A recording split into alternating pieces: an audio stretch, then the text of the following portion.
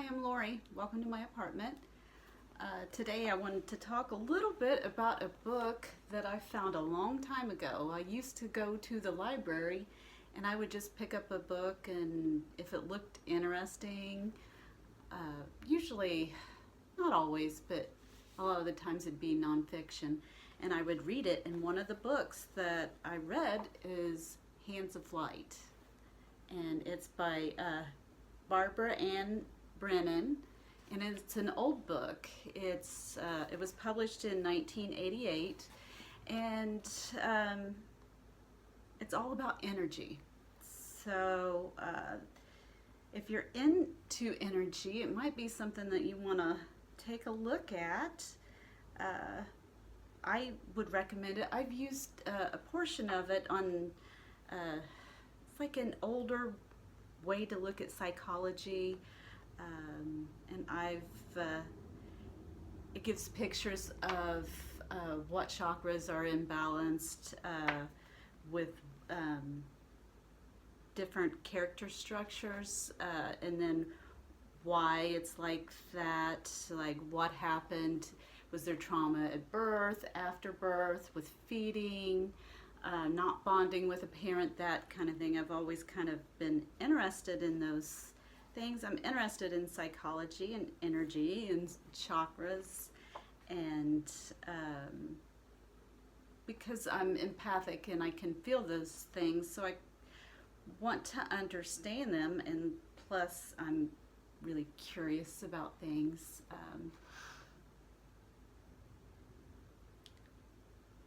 I like to learn new things, and if there's a new way to see something, I want to know about it. So does it always help me with my life? Not always. Sometimes I just drop it, but I did do some of the things in this book, and I was able to like look at the sky and then see the different movements of energy, and I always kind of come back. I've read this book, or been into this book, about 3 times. So I rented it from like the library. I read through it and kind of messed with it a little bit, and that was a long time ago.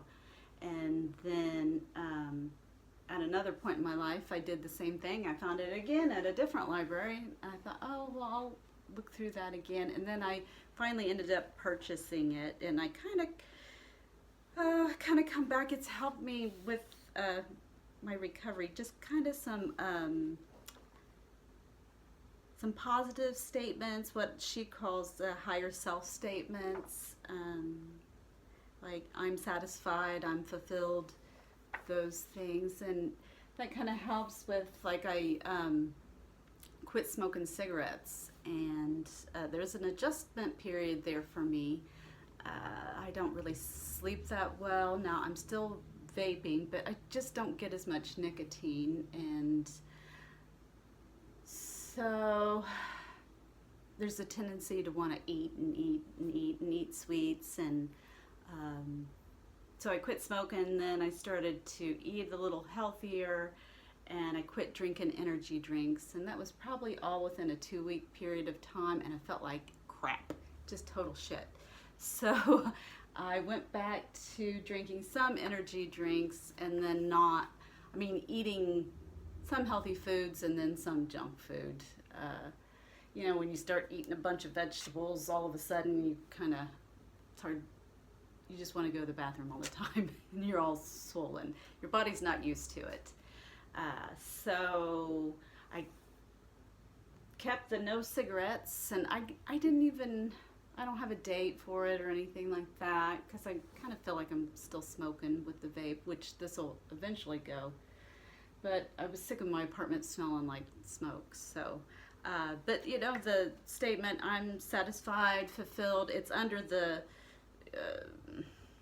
oral character structures. I have strong oral addiction to cigarettes, and then I wear lipstick quite a bit because I will just lick my lips and lick them if I don't have lipstick on. Now, in the summertime, they're not as dry, and they don't draw as much attention from my tongue. I don't even always know that I'm doing it, but So I know that there's some kind of issue there. So I kind of look at it and see, and then I can look at the chakras and kind of adjust my physical yoga practice. And then I haven't taken it all the way through, like to the end of the book.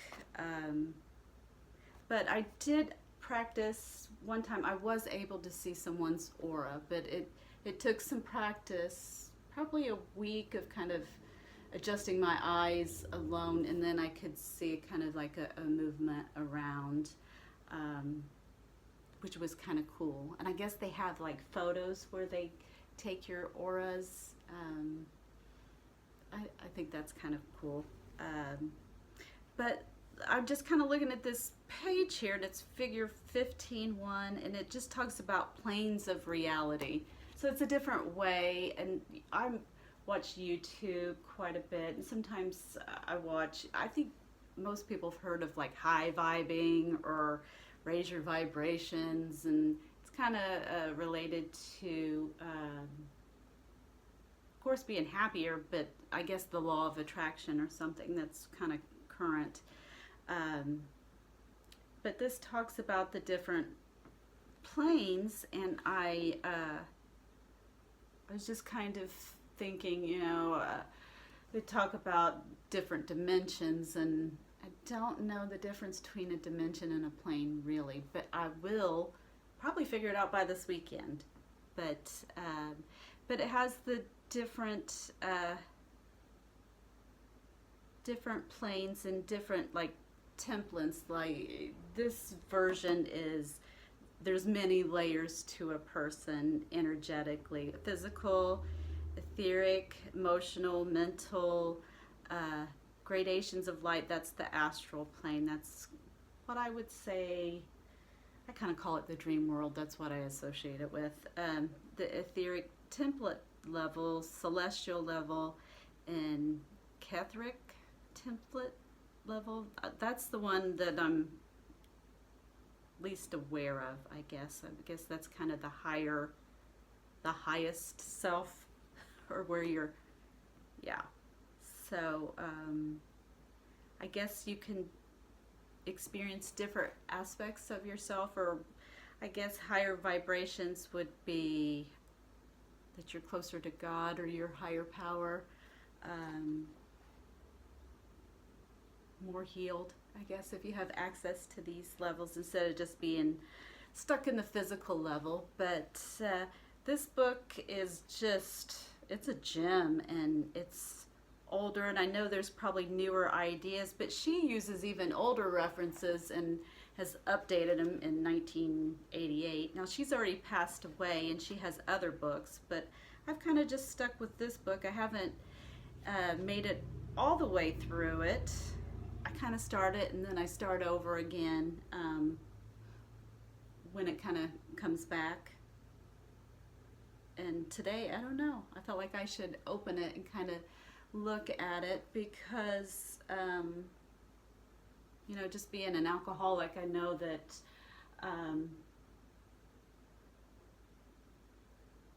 that I have issues with my character structure. I'm well aware of that. And this kind of explains, maybe why that happened, why my instincts would be off, why I would feel certain ways, and then just I've had just some failed relationships, and to kind of look and to see why that might be. And I know what my body kind of feels like, and I guess when I went to the doctor and I was having pains, and this was 2001, I think. Maybe I don't know, maybe 2005. But I went to the doctor, I was having pains, and then that's kind of how my addictions started. I was diagnosed as having fibromyalgia, and kind of felt like I had emotional problems, but I didn't know I was an alcoholic at the time. But I started with taking pain pills. I was prescribed them, told they were non-narcotic, and started taking those, and eventually I felt like, well, they didn't work anymore, and I kind of, I started to like borrow them from other people, get them off other people, kind of trade different favors, like I'll buy this for you if you give me some of your pills, kind of thing. I never went on the street and got them, but eventually, like I didn't even like them, and I ended up abusing them and becoming addicted to them, but I was able to quit them. But not too long after that, I started drinking, and that's basically is my, I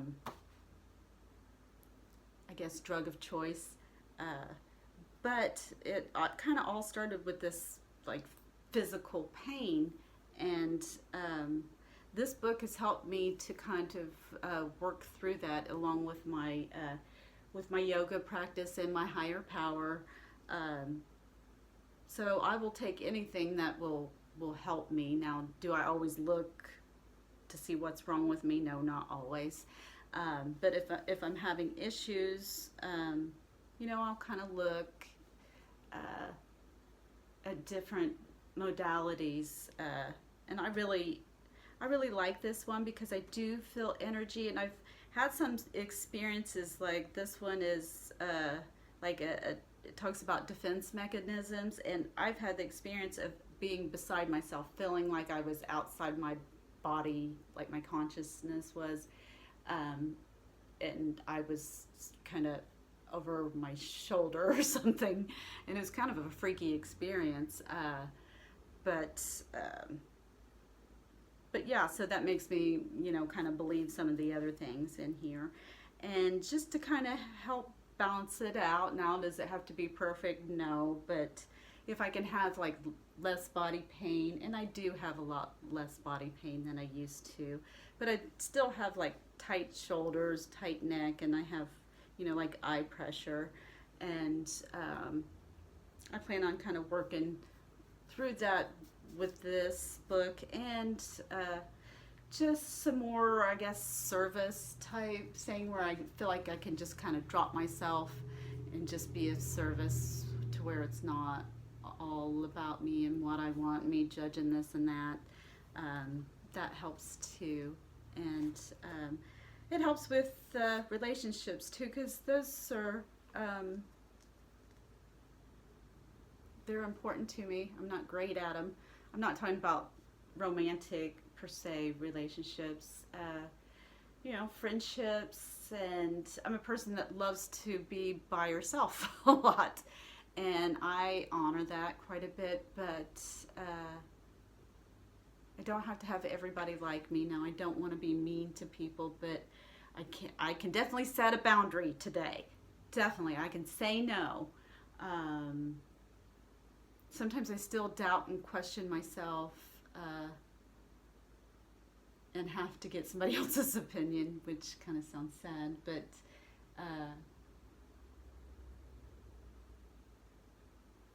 not always. But I can. I just don't want someone bringing chaos into my life. My life is pretty peaceful. I can help, but I don't want all your chaos coming to me. Now, there's some people I'll throw down for, and I'll be there no matter what, but if I could tell there's a lot of chaos, I probably won't have much to do with you unless I've already invested, to be, friends, because it just energetically drains me and drains me and drains me. Now, some people, I don't feel like they can completely help it, but at some point, you got to take responsibility, right? So, and maybe I should take responsibility if I'm around those kind of people, too. So, but yeah, so I would highly recommend it. And again, it's Barbara Brennan, Hands of Light. Now, I haven't gotten all the way to, I've seen somebody do that, and I'm still kind of weirded out when I kind of see that. But I do have a couple of acquaintances in recovery that are kind of into that like auras and things, and I might have to talk to them. Maybe it's time to talk to them and see what their experiences are, and I don't know, maybe share this book. But it's just one other tool that I use just to help me stay sober, healthy, and I find it fascinating. Okay, love you guys. Bye.